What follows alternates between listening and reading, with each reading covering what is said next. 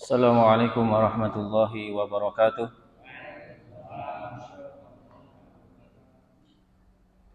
Innal hamdalillah nahmaduhu wa nasta'inuhu wa nastaghfiruh wa na'udzu billahi min sururi anfusina wa min sayyiati a'malina. Man yahdihillahu fala mudilla lahu wa man yudlilhu fala hadiya lahu. Asyhadu an la ilaha illallah wa asyhadu anna Muhammadan abduhu wa rasuluh. Ya ayyuhalladzina amanu taqullaha haqqa tuqatih wa la tamutunna illa wa antum muslimun.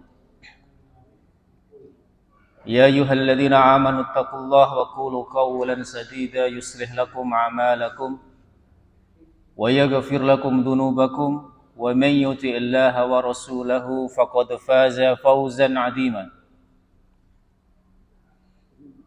Allahumma inna nas'aluka ilman nafi'an wa rizqan thayyiban wa 'amalan muttaqabbala. Rabbana taqabbal minna innaka antas samiul alim wa tub 'alaina innaka antat tawwabur rahim. Allahumma arinal haqqa haqqan warzuqna ittiba'ah wa arinal batila batilan warzuqna tinabah. Rabbi israh li sadri wa yassir li amri wahlul 'uqdatam min lisani yafqahu qawli. Amin ya rabbal alamin. Muslimin muslimah, jamaah salat maghrib Masjid Al-Mawaddah yang dirahmati oleh Allah Subhanahu wa taala.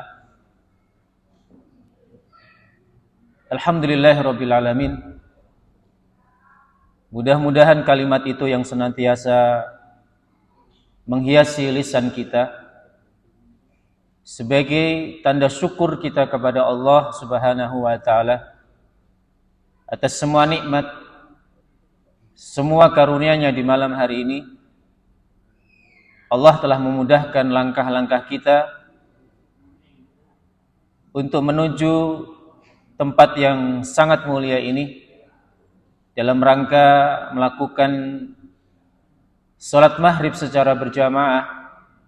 Mudah-mudahan salat kita, zikir kita, doa kita senantiasa diterima oleh Allah Subhanahu wa taala. Amin ya rabbal alamin. Jamaah yang dirahmati oleh Allah, pekan kemarin kita sudah membahas tentang keutamaan kota Madinah. Insyaallah malam hari ini kita akan membahas sedikit tentang Piagam Madinah. Tentu Piagam Madinah ini menjadi sebuah kerangka, sebuah aturan yang ditetapkan oleh Rasul sallallahu alaihi wasallam yang tujuannya adalah untuk membuat nyaman, membuat antisipasi bagaimana interaksi Rasulullah dengan masyarakat penduduk Madinah. Tentu saja Bapak Ibu yang dirahmati oleh Allah, bahwa masyarakat yang dihadapi Nabi Muhammad SAW di kota Yasrib itu sangat berbeda dengan masyarakat yang dihadapi oleh Rasul SAW sepanjang 13 tahun di kota Mekah. Kalau di kota Mekah itu kan Rasulullah interaksinya sama muslimin yang saat itu menjadi minoritas. Yang kedua adalah orang-orang musyrik kota Makkah yang mereka adalah mayoritas di masyarakat kota Makkah.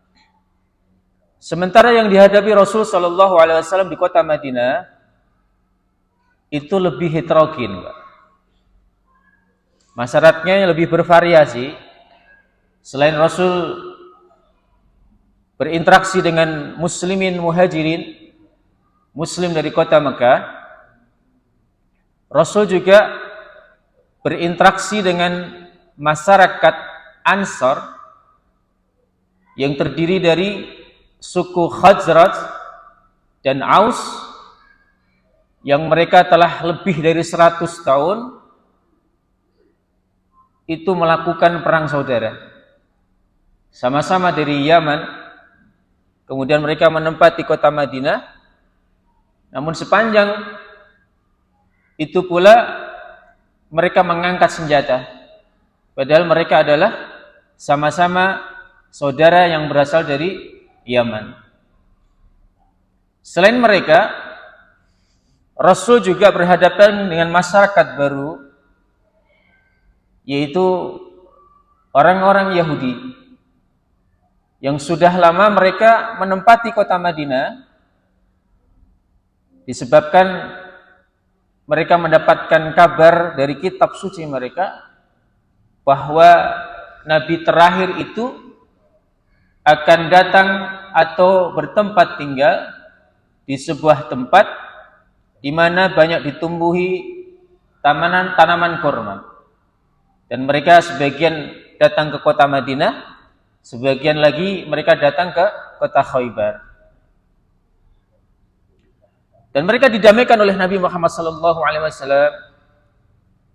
Setelah mereka berperang itu, mereka didamaikan, dan sebagian besar dari mereka masuk Islam. Kemudian masyarakat yang lain adalah bahwa, mohon maaf tadi saya keliru ya, yang saya maksud adalah suku Aus dan Khazraj tadi. Yahudi itu ada beberapa kabilah, Pak, di kota Madinah. Namun di antara kabilah-kabilah itu yang paling besar ada 3 kabilah. Kabilah apa saja, Pak? Ada yang masih ingat?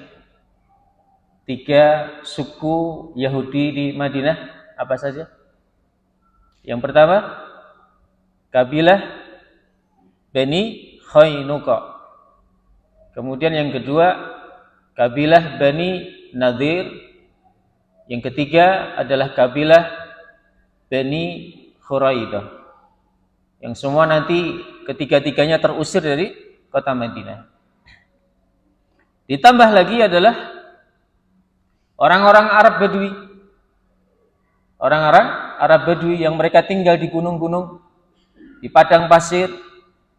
Mereka jauh dari pendidikan agama. Di masyarakat yang, mohon maaf Pak, sangat jahil gitu ya.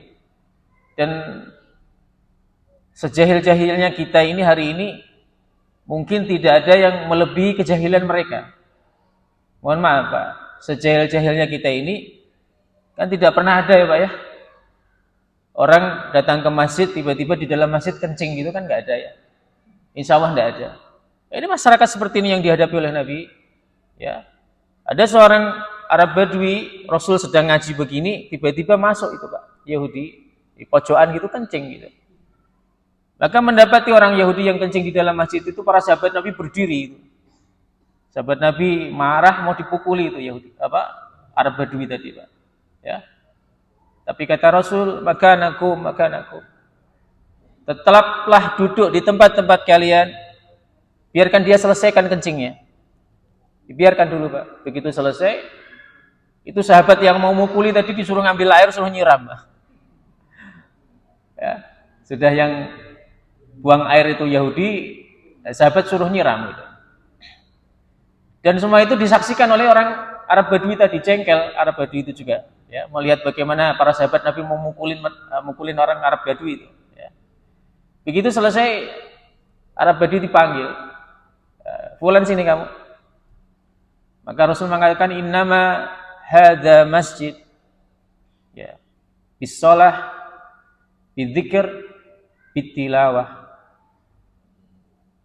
Kata Rasulullah SAW, ya fulan, ini masjid, dan fungsi masjid adalah untuk sholat, untuk mengingat Allah, dan untuk membaca Al-Quran. Arab Badui tadi faham ternyata di dalam masjid nggak boleh kencing gitu. Ya. Maka kemudian orang Arab Badui ini mengangkat tangannya. Allahumma arhamni wa Muhammadan. Ya Allah, rahmati kami dan rahmati Muhammad. Karena dia tahu tadi, Pak, bagaimana sahabat ini jengkel mau dipukuli itu kan.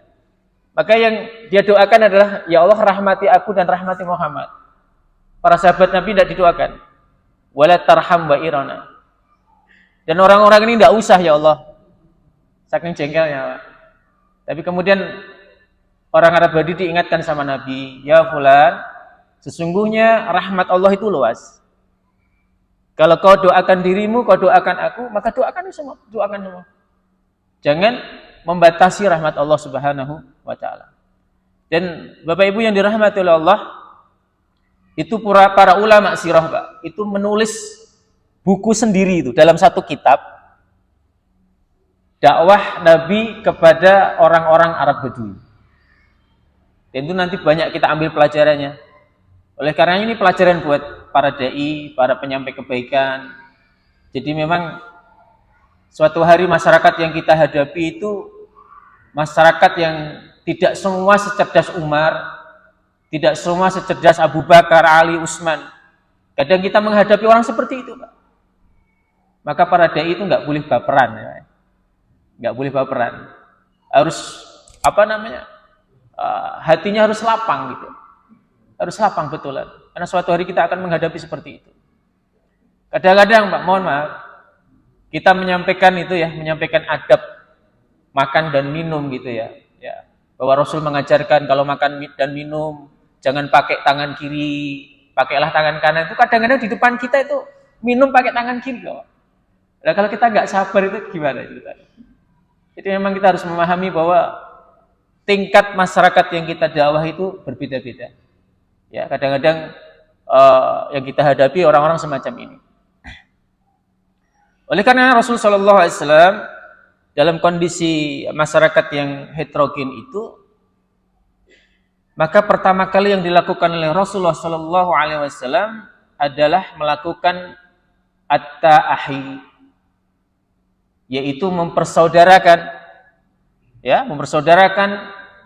antara orang-orang muhajirin dan orang-orang ansor. Dan oleh Allah Subhanahu wa taala, Allah memberikan pujian yang luar biasa. Salah satu pujian Allah yang diberikan oleh orang-orang Madinah, oleh anak orang Ansor, adalah tertulis di dalam surah Al-Hasr, yaitu surah yang ke-59 ayat 9. A'udzu billahi minasyaitonir rajim. Bismillahirrahmanirrahim. Walladzina tabawwa'ud dar wal iman min qablihim yuhibbuna man hajara ilaihim wa la yajiduna fi sudurihim hajatan mimma utu wa yu'thiruna ala anfusihim walau kana bihim khasasa. Allah berfirman di dalam surah Al-Hasr ayat 9, dan orang-orang yang telah menempati kota Madinah dan telah beriman, yaitu orang-orang Ansor, sebelum kedatangan orang-orang Muhajirin, orang-orang yang datang dari Mekah, mereka orang-orang Ansor itu mencintai orang yang berhijrah, orang-orang yang datang dari kota Mekah, dan mereka tiada menaruh keinginan dalam hati mereka terhadap apa-apa yang diberikan kepada orang-orang Muhajirin, dan mereka mengutamakan orang-orang Muhajirin atas diri mereka sendiri meskipun mereka adalah kaum yang membutuhkan. Jadi ini tidak gampang, Pak. Kalau orang dalam kondisi lapang kemudian memberikan sesuatu kepada saudaranya, itu insya Allah sebagian orang mampu gitu ya. Tapi kalau seseorang dalam keadaan sempit, dalam keadaan dia butuh, tapi dia berikan apa yang dia punya itu kepada saudaranya, itu membutuhkan sesuatu yang besar, Pak. Bukan sesuatu yang sederhana. Susah, sangat sulit, Pak. Ya.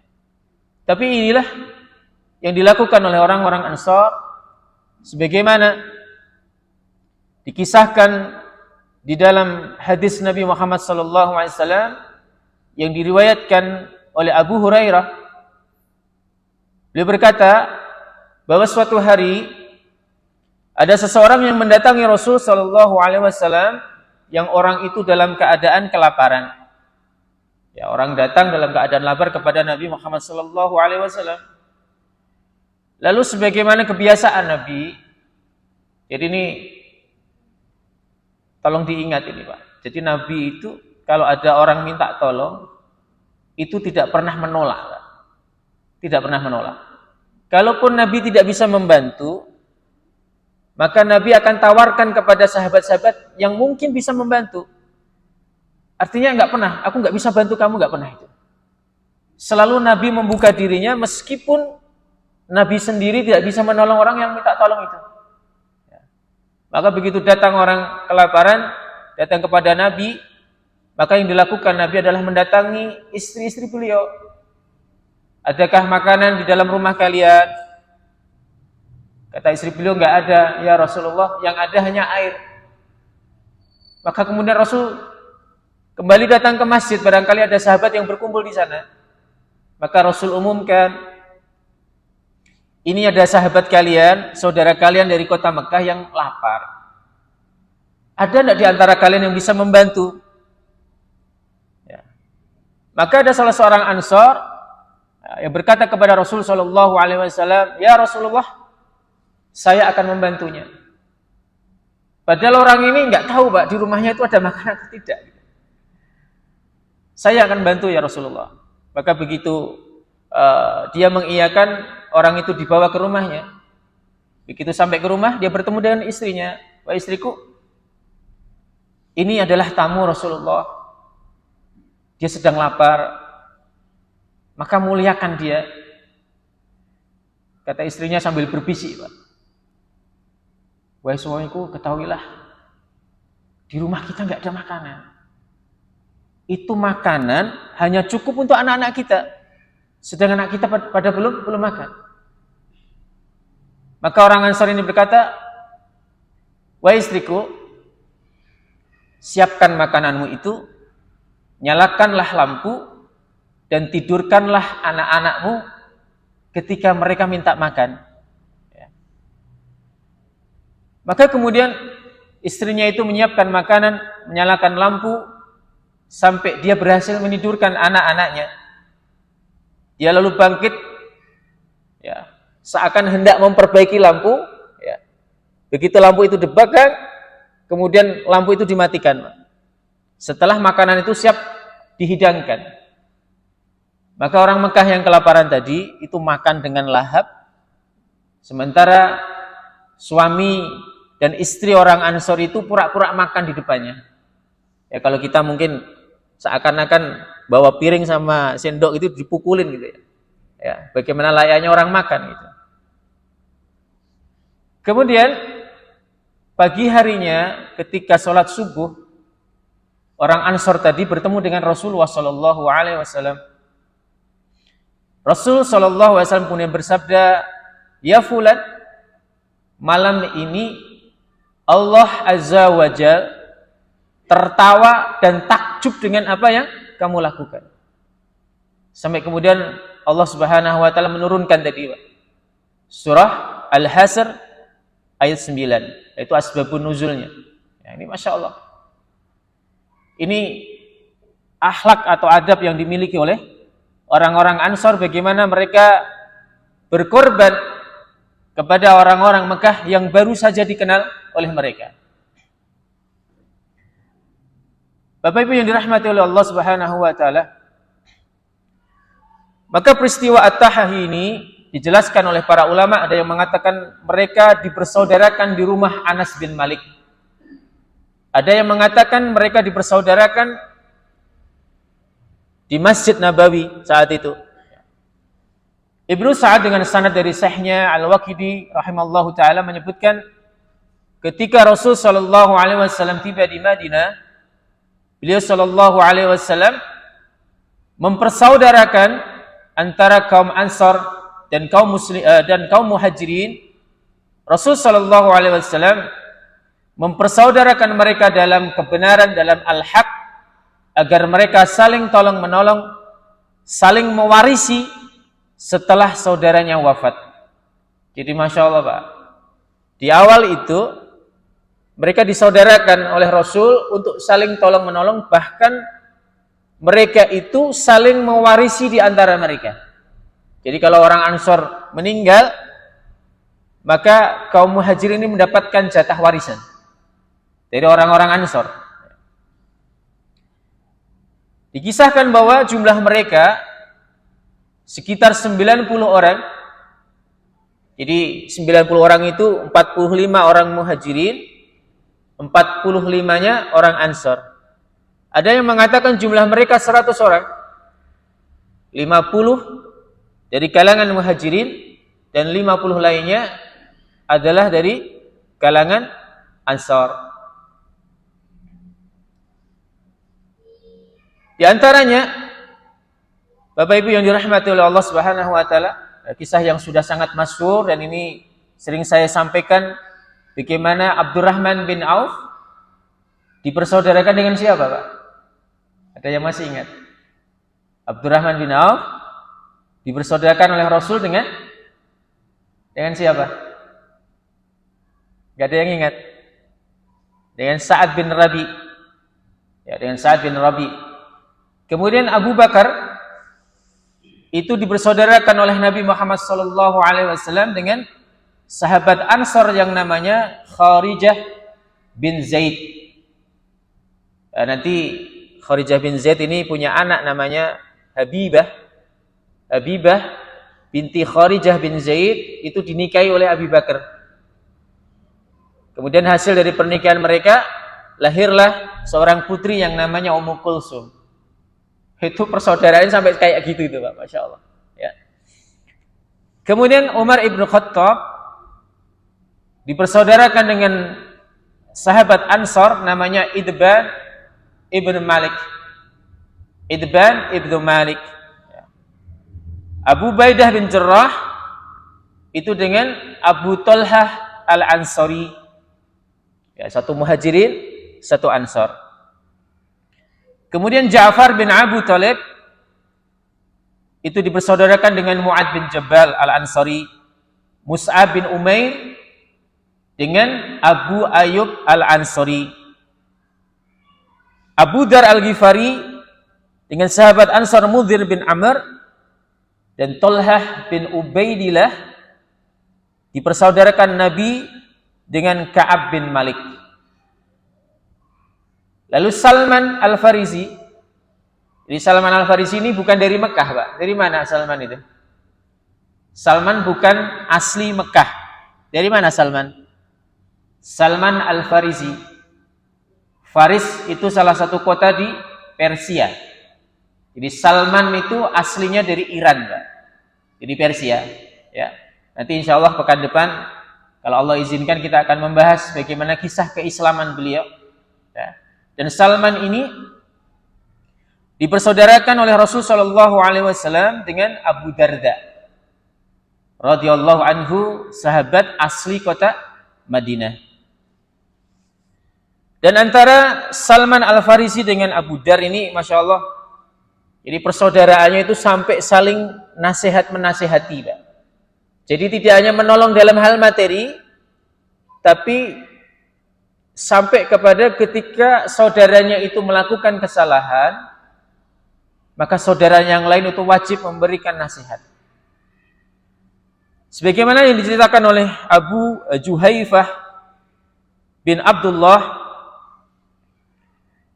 beliau berkata, Ahan Nabi sallallahu alaihi wasallam baina Salman wa Abi Darda fazaru Salman Abi Darda fara'a amma Dardai mutabaddalatan faqala laha ma sya'nuki qalat ukhuka Abu Darda laysa lahu hajatun fid dunya faja'a Abu Darda fasana'a lahu ta'aman faqala qul qala fa inni sha'imun qala ma ana biakili hatta ta'kula qala fa'kala falamma kana al-lailu dhahaba Abu Darda yaqumu.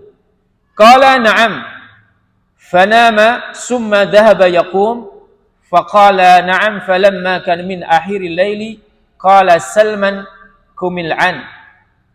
Fasolaya faqala lahu Salman inna li rabbika 'alaika haqqan wa li nafsika 'alaika haqqan wa li ahlika 'alaika haqqan fa'ati kulli dhi haqqa haqqahu fa'tan nabiyyu sallallahu alaihi wasallam fadzakara dzalika lahu faqala an-nabi sallallahu alaihi wasallam sadaqa Salman.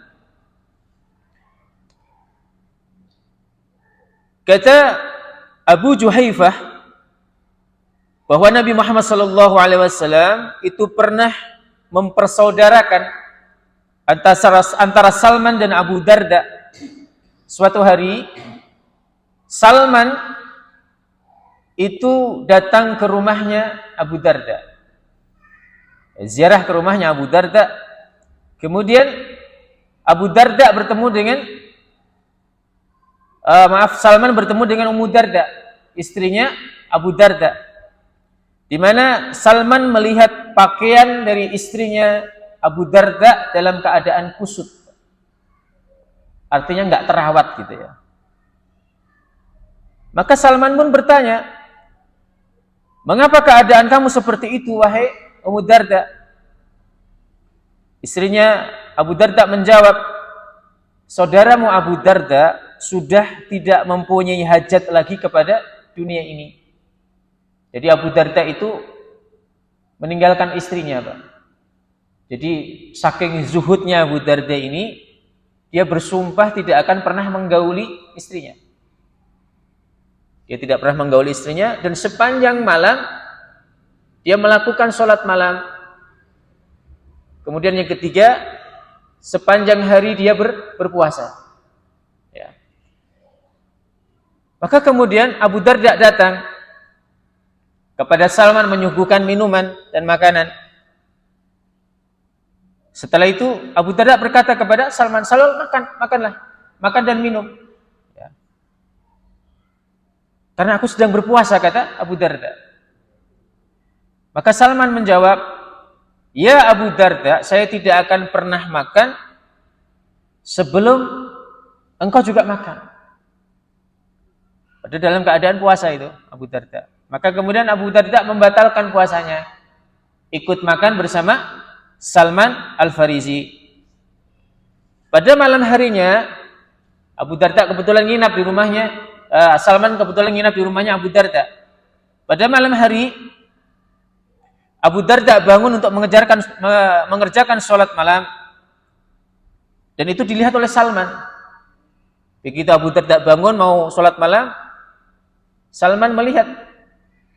Kata Salman, "Ya Abu Darda, tidurlah. Kamu tidur."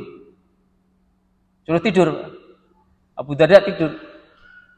Kemudian tidak beberapa lama Abu Darda bangun lagi, kemudian mau sholat. Kelihatan oleh Salman Al-Farisi. Kata Salman, "Ya Abu Darda, kamu tidur. Tidur dulu kamu, tidur. Ya. Sholatnya nanti." Baru kemudian di sepertiga malam Abu Darda kembali bangun, kemudian melakukan sholat malam bersama Salman Al-Farisi. Ya. Begitu selesai, maka kemudian Abu Darda menasihati, Salman Al-Farisi menasihati Abu Darda. Kata beliau, "Ya Abu Darda, sesungguhnya bagi Allah itu ada haknya, bagi dirimu ada hak, dan bagi keluargamu, bagi istrimu itu ada hak. Ya. Maka penuhilah hak-hak mereka itu masing-masing." Kemudian Abu Darda mendatangi Rasul Shallallahu Alaihi Wasallam menceritakan tentang apa yang dialaminya bersama Salman Al-Farisi. Apa kata Rasul Shallallahu Alaihi Wasallam? Beliau bersabda, "Ya Abi Darda, shadaqa Salman." Sesungguhnya yang dilakukan Salman itu adalah benar. Ya, ini tolong diperhatikan Bapak Ibu yang dirahmati oleh Allah Subhanahu wa taala. Jadi orang-orang yang dimaksud dengan kalimat zuhud itu Bukan mereka yang meninggalkan dunia, tapi mereka tetap memperhatikan dunia itu, dan dunia itu dipakai sebagai alat untuk mencari ridha Allah Subhanahu wa ta'ala. Karena seorang suami yang datang kepada istrinya untuk menggaulinya sebagaimana yang dilakukan oleh suami istri, itu adalah pahala, Pak. Itu pahala. Itu adalah ibadah. Kalau kita niatkan ibadah. Kemudian orang yang zuhud itu bukan mereka yang sepanjang harinya puasa, bukan mereka yang sepanjang malamnya melakukan sholat malam, tidak. Tapi kata Abu Darda bahwa Allah Subhanahu wa ta'ala itu punya hak, keluargamu punya hak, dirimu punya hak, istri dan anak-anakmu punya hak. Maka kita diminta untuk memenuhi hak-hak mereka. Jangan sampai kita memenuhi salah satu hak, namun kemudian kita meninggalkan hak-hak orang lain. Ya, makanya ini harus diperhatikan. Ya. Bapak Ibu yang dirahmati oleh Allah Subhanahu wa ta'ala, persaudaraan yang dijalin oleh Rasul sallallahu alaihi wasallam terus berlanjut sampai kemudian orang-orang Mekah sudah merasakan bagaimana cara mencari nafkah. Ketika mereka sudah bisa mencari nafkah, sebagaimana kemarin kita bahas Abdurrahman bin Auf, ya, ketika bertanya kepada saudaranya Sa'ad bin Rabi, "Dullani 'ala su'", di manakah letak pasar? Maka ditunjukkan pasar Bani Khainuqa. Kemudian Abdurrahman bin Auf itu melakukan transaksi perdagangan di situ sampai bisa membeli makanan, sampai bisa membelikan mahar, ya, emas, untuk kemudian beliau menikahi salah satu putri dari kota Madinah. Artinya mereka sudah punya pekerjaan yang bisa untuk mencukupi kebutuhan mereka. Maka kemudian Allah Subhanahu wa ta'ala memansuh ayat tentang warisan. Jadi kalau kemarin sebelum para sahabat Nabi dari Mekah ini sudah nyaman, sudah bisa mencari nafkah sendiri, mereka itu punya hak untuk mewarisi saudaranya dari Ansor. Tapi begitu mereka sudah mantap kehidupannya di kota Madinah, maka ayat tentang warisan itu dihapus oleh Allah Subhanahu wa ta'ala, sebagaimana disampaikan oleh Allah Subhanahu wa ta'ala dalam surah Al-Anfal ayat 75, a'udzubillahi minasyaitonir rajim, walladzina amanu min ba'du wa hajaru wa jahadu ma'akum faulaika minkum wa ulul arham ba'dhuhum aula bi ba'din fi kitabillah innallaha bikulli syai'in alim. Dan orang-orang yang beriman setelah itu kemudian mereka berhijrah dan berjihad bersamamu, maka mereka termasuk golonganmu. Orang-orang yang mempunyai hubungan kerabat itu sebagiannya lebih berhak terhadap sesamanya daripada yang bukan kerabat. Menurut kitab Allah, sungguh Allah mengetahui segala sesuatu. Ya. Oleh karenanya, para ulama mengatakan bahwa ayat yang memansuh tentang penghapusan saling mewarisi ini itu terjadi setelah terjadinya perang Badar tahun 2 Hijriah. Karena di perang Badar itu orang-orang muhajirin itu banyak mendapatkan ghanimah, harta rampasan perang, ketika mereka berhasil mengalahkan 1000 pasukan musyrik kota Makkah. Ya. Sebagian lain mengatakan bahwa ayat ini turun setelah terjadinya perang Uhud, yaitu tahun 3 Hijriah. Ibnu Abbas radhiyallahu anhu menyebutkan yang digugurkan di dalam ayat ini adalah masalah waris mewarisi. Namun tolong menolong dan saling menasihati itu tetap dilanjutkan. Ya, jadi yang terhapus tadi apa, Pak? Masalah warisan. Tapi saling tolong menolong di antara mereka, saling menasihati, itu tetap dilanjutkan. Dan dua orang yang telah dipersaudarakan bisa mewasiatkan sebagian harta warisannya. Jadi boleh, ya, selain mereka tolong menolong, seorang yang meninggal ini itu bisa berwasiat. Salah satu wasiatnya kepada kerabatnya, nanti kalau saya meninggal, anakku, istriku, tolong ini si fulan dari kota Mekah, kau berikan sebagian dari hartaku. Tapi ini bentuknya bukan warisan, Pak, ya. Bukan warisan. Itu bisa hibah, ya, atau sedekah, ya. Artinya ini bukan harta yang diwariskan. Kemudian sudah isya belum, Pak? Kita lanjutkan pembahasan tentang Piagam Madinah. Di awal tadi sudah kita katakan bahwa Rasul SAW ini perlu membuatkan kerangka aturan terhadap penduduk Madinah yang saat itu berbagai macam kabilah, berbagai macam ras.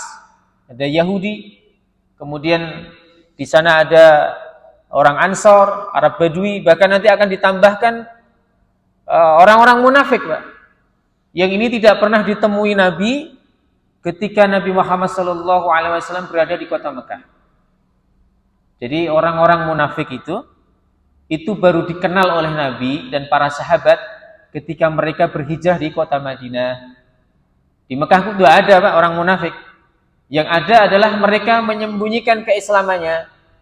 Ya, mereka berislam tapi mereka sembunyikan keislamannya. Sedang orang munafik itu mereka menampakkan keislaman tapi menyembunyikan kekafiran mereka. Itu bedanya. Jangan ditanya, Abdullah bin Ubay bin Salul itu ikut hijrah bersama, ikut jihad bersama Nabi. Ya, ikut berjamaah bersama Nabi. Bahkan Abdullah bin Ubay bin Salul itu kalau sholat di belakang Nabi, ya. Di belakang Nabi.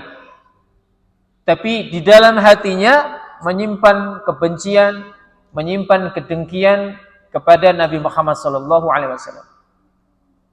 Kenapa Abdullah bin Ubay benci sama Nabi, Pak? Apa sebabnya? Apa sebabnya? Ada yang tahu?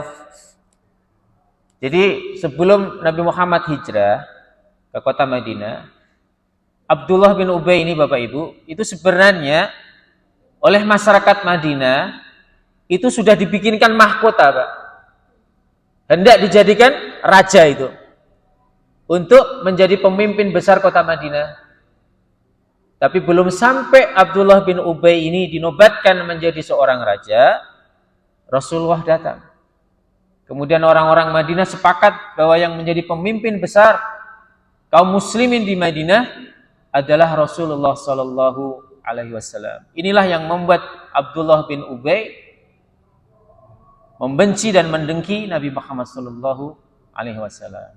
Sudah azan, Pak? Ya, baik. Insyaallah pekan depan kita masih membahas tentang Piagam Madinah, ya, yang disebut sebagai Watsiqah Madinah. Ya. Mudah-mudahan apa yang kita kaji malam hari ini bermanfaat buat kita semua.